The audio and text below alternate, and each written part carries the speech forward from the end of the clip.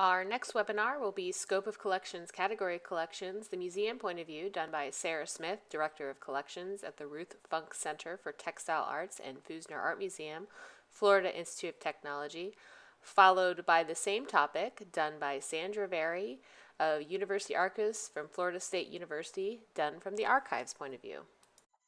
Good morning, everyone. All right, I'm going to talk about scope of collections and category collections. These are key elements of a collections management policy and other documents that may affect the collection and their management and use. The scope of collections policy is a museum planning document that defines the scope of the museum's collection holdings at the present and for the future. It is a description of the museum's collections and an explanation of how and what the museum collects and how those collections are used. It derives from the museum's mission, as well as laws and regulations mandating the preservation of collections. Defining the scope of your collection by considering the museum's mission statement will in turn guide the museum to acquire objects selectively. A good scope of collections policy serves to guide museum staff on what to accept and what not to accept into the collection. Along with other policies included in your collections management policy, it is the basis for managing museums' collections.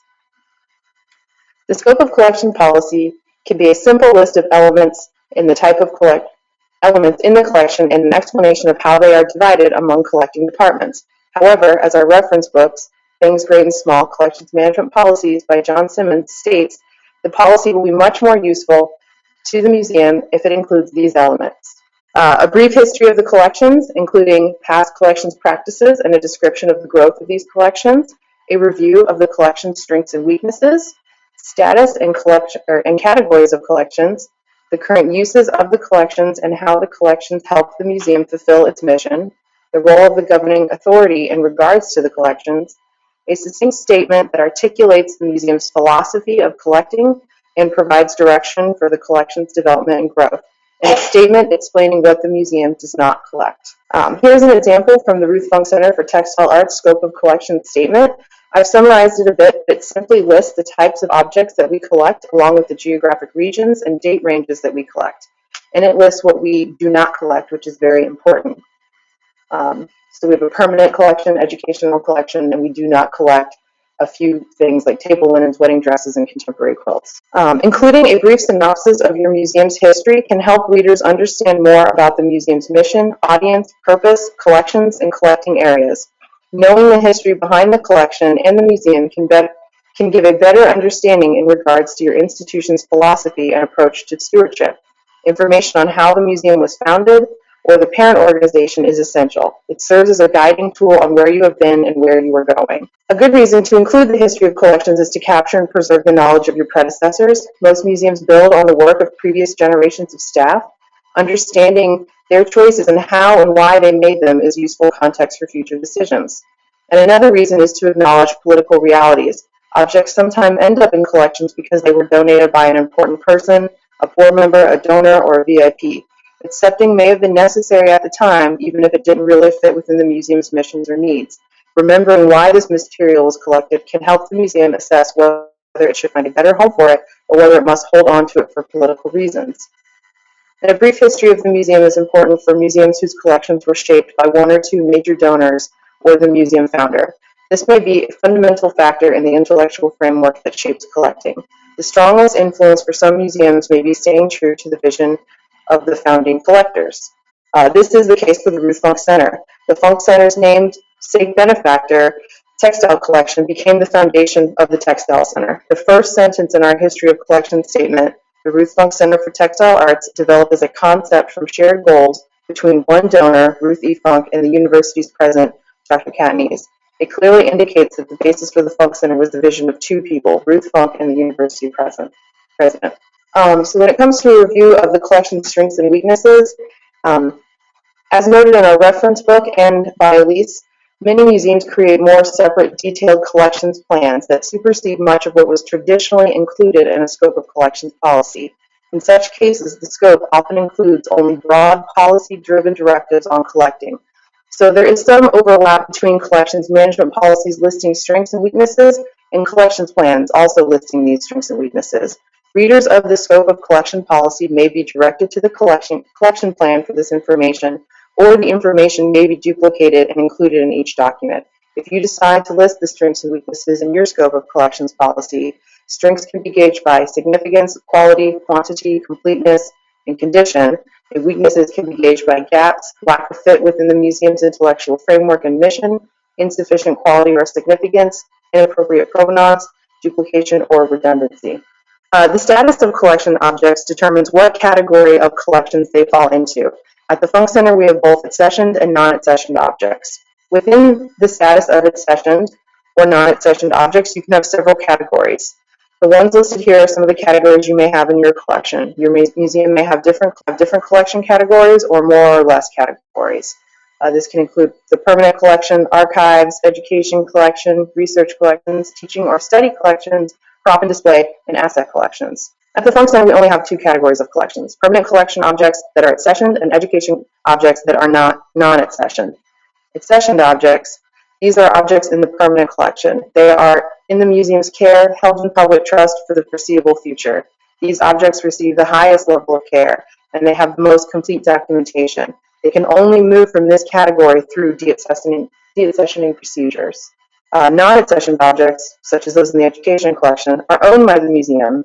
They do not meet the standards required for accessioned items, but they can still fulfill the museum's mission. Objects in the education collection typically have a look of authenticity. We let people handle them. They embody the aesthetic of genuine items. They are expendable, and they are not insured under the fine arts insurance policy. We use our educational collection several ways. We use them for student events to solicit interest in the center, docent training, class visits, campus-wide events such as International Day, supplemental hands-on objects for exhibitions.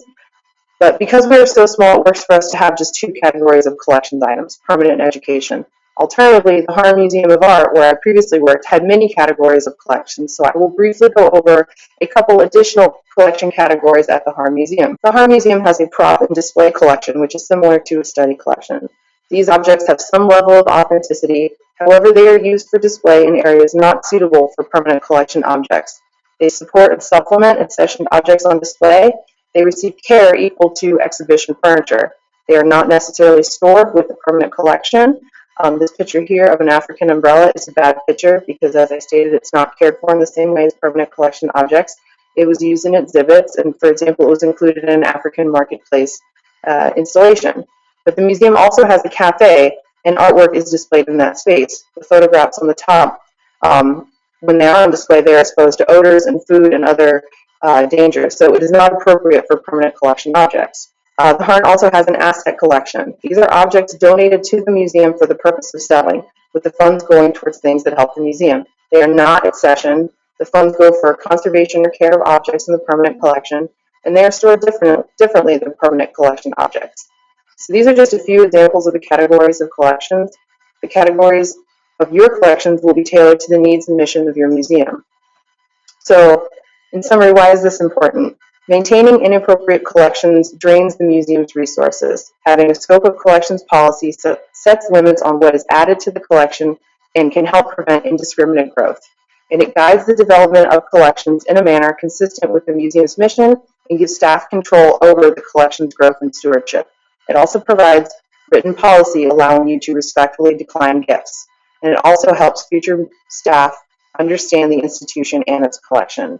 And I included a slide of resources that I used when working on this presentation that may be helpful when working on your scope of collections and categories of collections portion of your policy.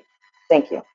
And let me start real quick by saying that this is now going to go into scope and special collections and archives, and our presenter is Sandra Very. She's the University Archivist at Florida State University. Good morning. For special collections and archives, many of the ideas behind describing the scope are very similar. Sometimes there's a little bit of a change up in language and the way that things are applied, but for the most part, things follow. So special collections and archives are usually held by a library or museum, which consist of a broad range of materials retained together due to their common subject or theme or creator or source. Typically, museums have collections of objects, and SCNAs, which I always shorten, have books and manuscripts and archives. However, it isn't unusual for there to be a mix, especially with colleges and universities as things evolve over time. I've worked at institutions that have huge art collections, but they're still in special collections. Others that are strictly paper-based, so it's really a mixed bag. How you define that, though, will impact the scope that we're talking about. Most universities and college libraries have an archive, hopefully, not all, which is mostly the records of the university or the college itself. But also most libraries have a special collections, even if it's a small one, where collections of materials that have a unique subject theme are kept. And they're usually kept separately from the general collection in the library.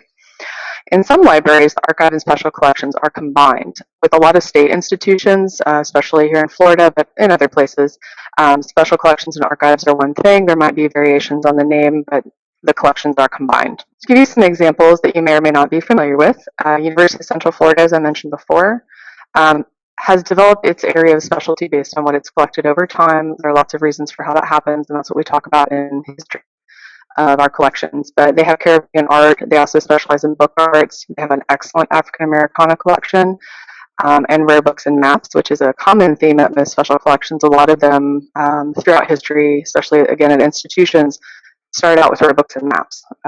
That's very typical.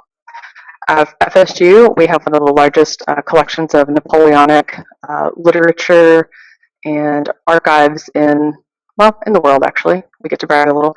We have a huge children's literature collection. Again, rare books and maps are a thing. But also not just with the big institutions. Hillsborough County Public Library has an amazing special collections and one of my favorite photograph collections. But again, they have some rare books and maps. So for archives, the terminology can be a little deceptive. When you archive things on your email or you archive things here and there, that word gets thrown around a bit.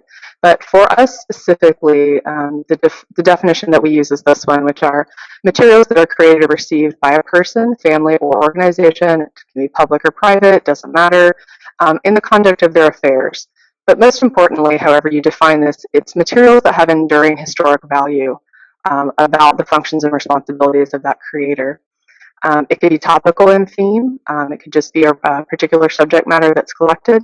It all depends, again, on that history of how things were done at your institution. So some examples of things that are strictly archives, for the most part. Florida State Archives, Florida State University Archives, again, that's the records of the institution. The Meeks Eaton Black Archive actually does have some objects, but it's very specific to Black and African American history. The Stonewall National Museum Archive, they have a combination going there. And of course, the National Archive and Records Administration. So archives and special collections of museums are another creature of their own as well. But again, some of those elements are combined. Like libraries, the museum may combine its archives and collateral support materials, collateral support things being in addition to the actual collected item, and call it a special collections. However, the archive and special collections are defined, and that really has to be spelled out in that scope statement.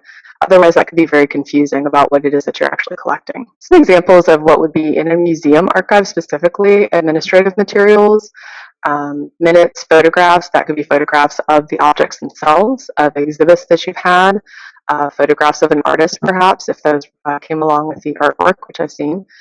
Contracts, lending documents, programs. Those can all be administrative. Also, the history of the museum itself. Those are important documents to have. Publications that the museum is in or created themselves.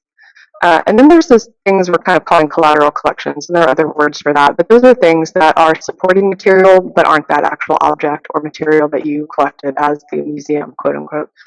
That could be books that are related to research topics, catalogs, and then of course correspondence. You could have correspondence by an artist or between different museum directors. Those are both valid and important documents to keep in an archive. So where to start on the scope? We talked about types of archives and special collections. Everybody should start with your history. How did you get the materials? Was there a founding donor? Things like that. Development of the existing collections. For example, at FSU, the Napoleonic collection started with a faculty member who collected an insane amount of books on Napoleon. And then later in his career decided to donate those. And we have developed since then, and that's how we got to have this huge collection. So those are important things to note because they lend themselves to what you're going to do in the future. Donor agreements, again, can influence that. The types of money, and donor agreements can be money or things, and they can influence how things have developed over time. That departmental history can be important, such as institutional mandate. We actually have a policy that we have to follow that is separate from our department itself. We have to also consider that. What does the institution say that we need to collect? in our responsibility as an archive. Also, what kind of access have there been to collections? How has that impacted what has been collected? Some people didn't want materials in our university archive because they didn't want to take care of them. So that had a negative impact on how things were collected over time. So that's something to think about, is what you can provide to give access to those materials. And of course, expertise did have an impact on how things were developed. When you have scholars in your area who that's their expertise and they work on those materials, you tend to collect more of it, and that's kind of how it happens. So this scope statement should clearly delineate what the collection is not, for a number of reasons. I'm responsible for these materials once you collect them, and also how they grow over time. And so it's important to say, well, yes, we're going to take X, and no, we're not going to take this. You do want to have your scope written out. It is also a tool to help users and yourself know what it is that you don't collect, and that's very important because you have to be responsible for it. So in terms of responsibility, each area curator, whether it's archivist or librarian, and sometimes we're both, we're responsible for our collection development based on what those research needs are, the recommendation of scholars, and we do it to also support our curriculum, especially if you're at a university or college, the development of existing collections, and like I mentioned, institutional mandates. So selection criteria is important as well. Again, materials which support the purpose. If you've stated out what your purpose is as your archive or special collection, then what you're collecting and what you discuss in your scope and define, obviously those things need to go together. That doesn't help you. The currency of materials, as well as what is historically important. You want to keep things that retrospectively document the past. So for us in archives, we don't just keep a limited number of rare books. So some rare books might be older. We might have another resource that looks like it's a newer thing. We usually keep a running documentation of past through our materials that helps people kind of contextualize what they're researching. So that's one of those ways we do that. The quality of materials. Most archives don't collect massive collections of photocopies. There are instances where that kind of secondary research material is important, but when you're talking about quality of materials, you're talking about things that if I am a researcher, is this going to be valuable information? How valuable is it? Are people going to come to my archive to use this material? So that's a little bit about quality. Of course, with us, usually on the archive side, we're looking at primary sources, those sources that are contemporary to when events occurred, and not necessarily secondary, that we will keep some, in a way, they're almost like collateral for us. Also, that stuff has to be balanced by fiscal resources and preservation policies. If you can't afford to keep the things and take care of them, then obviously that may not be a good idea to collect them. So quickly, for Florida State University, for our special collections and archives, we are a division within the library. We're fairly large, and we have several collecting areas. So for our scope, it's actually a little bit informal, but that's because we have these big areas that we later define. So ours talks about the main things, and this is here where we talk about strengths and weaknesses. And you can see the second statement is those primary areas of collection are also our strengths, of course. Napoleon, the French Revolution, poetry, Florida political collections, Southern business history, et cetera, et cetera. So for our collecting areas, we have four main ones. And so we don't get into huge explicit descriptions, but within each of these areas, the person that's the curator actually does define this more clearly. It's not online, but again, we're talking about a bigger institution. In your small institution, it may make sense to be really explicit, and that's it, and you're done. We have the manuscripts and rare books. Those are the areas within them that we define. And then we have the Claude Pepper Library, which is political papers. And that one has a pretty extensive list of stuff. And I think we're still, we'll always be working through some of these, our scopes and policies. To focus specifically on scope, I'm going to focus on my area, which is Heritage Protocol and University Archives. And throwing in the Heritage Protocol part, that was a program that was designed to document the student experience at FSU. And it was done outside of the University Archives and was later combined. And so that was quite a challenge to better define that. It had a mission statement and a little bit of a scope. But it was really difficult to kind of move through because there are really two distinct parts. One is university records and one is student experience collections. And so this is a little bit long, but it gives you an idea of you can go really far with your scope, or you can keep it, as long as you define it enough so that it's a usable tool for your institution, then I think you're good. But it's an objective and overview, but this is actually a policy in a way, but it works a dual purpose for me. But it specifies what the responsibilities are, what we're going to collect, and what we're not going to collect. So all units of the university are responsible, et cetera, et cetera. It names who that person is. I'm just kind of skipping through questions concerning the selection of records for inclusion. So we do leave a listability element on the university archivist has the final say in what the materials are, but I'm giving you a list and skipping out what's here. So defining scope. So for definitions, we're really careful about how we do that because of the massive amount of records we're talking about. So that we actually say this is how we're defining this, and that's one of my predecessors was describing, is make sure that you understand when you define something that you use that and you're consistent about it. And so the types of materials we use are very clearly spelled out. And this, again, this is a university-wide policy, but we did develop it as the scope of what the collections will be for university archives. Specifically, the student experience aspect, which is this heritage protocol, this is probably a more familiar type of a scope. It spells out exactly what we're going to have. We did leave student experience to be not intentionally vague, but it does leave me some of what I want to collect. So I do spell out here, all the different things. So published, unpublished, audio, visual materials, memorabilia, all of those things.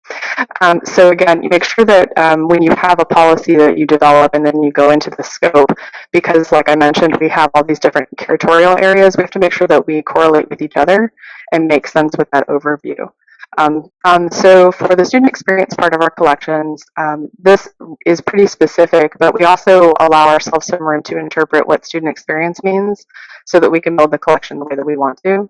But it's spelled out enough that I'm not going to end up with, hopefully, too many crazy boxes of stuff, which do show up from time to time.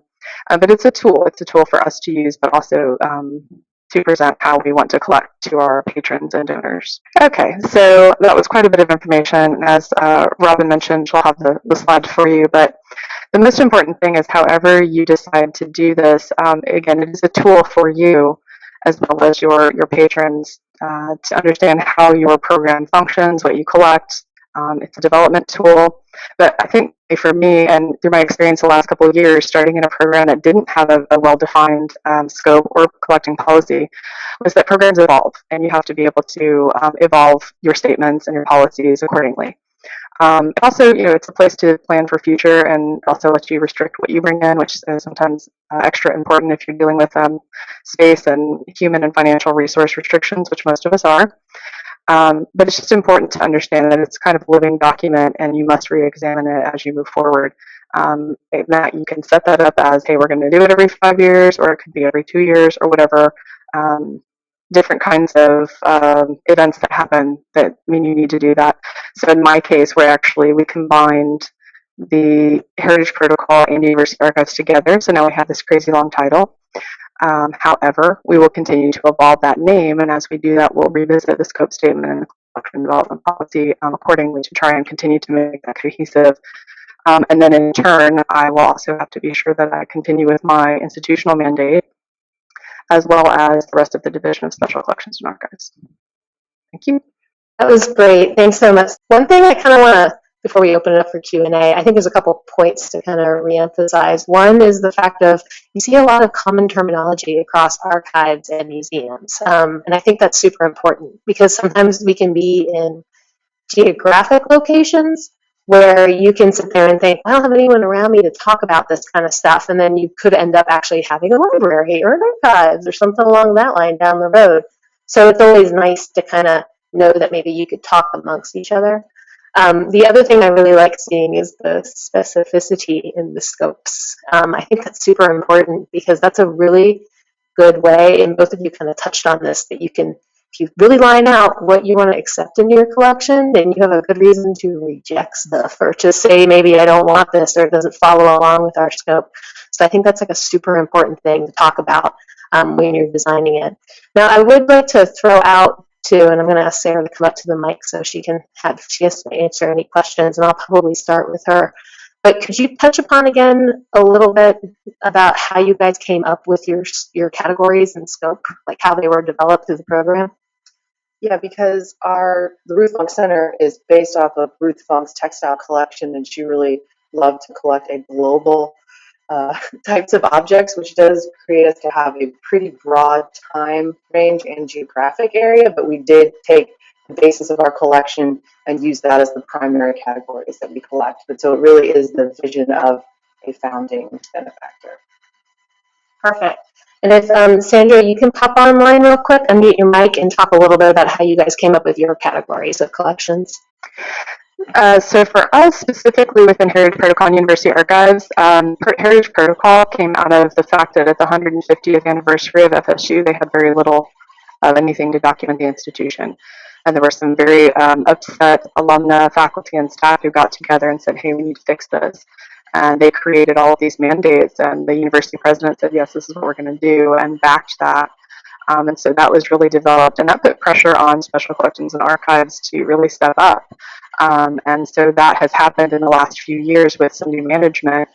The special collections itself have come through. The Pepper, for example, he was a senator and congressman, donated a very large collection that was then endowed by the state as well. And so we ended up with the Pepper Library. Our rare books and manuscripts were the core of the collection, and they actually started at the Florida State College for Women, which is our original, where the original library was. And that was the basis for that collection. Again, that Napoleonic collection and the Shaw Children's Literature Poetry were the first two large collections, and those are donor-based. So we've added into that in terms of supporting the curriculum on campus that those are those major areas. For university records, that's partly best practices in college and university archives for us, but also, again, it's a question of compliance and institutional responsibility. And those are how all of those areas developed. Yeah, I think in my experience, it always seems like you come up with your categories, at least, by going like, okay, what the heck do I have, right? And you just like look and you're like, okay, so I kind of see these essential big silos of stuff, you know what I mean? So you can start throwing the categories out there. I also think that then you can, once you look at that, and kind of like you said it, Sandra, it's like you can look across your collection and go like, oh my gosh, we don't have anything of this subject, you know what I mean? And this maybe talks about your mission or something that you realize is the giant whole. So that's why I also think like this particular process in developing your policy is pretty important, because it really gives you an idea of like what you have. And then once you figure out what you have, maybe if you figure out what you want, that can then go into that fabulous collections plan thing that Lisa talked about earlier. So that's just something to think about as well. Well, I'm going to go ahead and open the mic to the other locations to see if they have any questions for our speakers. If the folks down in Miami could unmute and check in to see if they have any questions, it would be appreciated. We currently don't have any questions. And then I'm going to see if the St. Augustine location has any questions for Sarah or Sandra that they'd like to say to the group. Looks like none so far. Excellent. And I'm going to look around the table here in Sarasota to see if anyone has any questions or anything they'd like to say. Great.